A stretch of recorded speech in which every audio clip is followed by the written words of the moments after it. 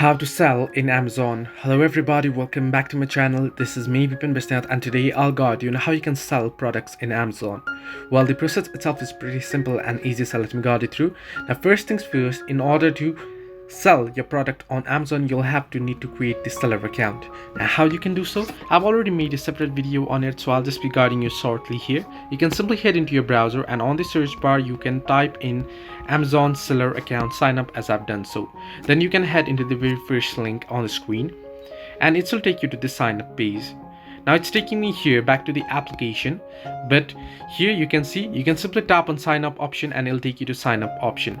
Now here, in order to sign up, you'll require various documents such as your valid government ID or passport, your valid government identification, and then you'll require your bank or credit card statement, and then you'll require debit or credit card, and it'll show you up there that you require various certain other things. You'll just have to go to the prompts, enter in your LLC, create your business account, and then enter in all the necessary details, that is shipping and payment address, your business profile, set it up, and then you'll be able to go ahead and sell products on Amazon. So this way you can sell on Amazon. Hope this helped you. To like and subscribe, and do not forget to leave a comment down below if you have any further issues.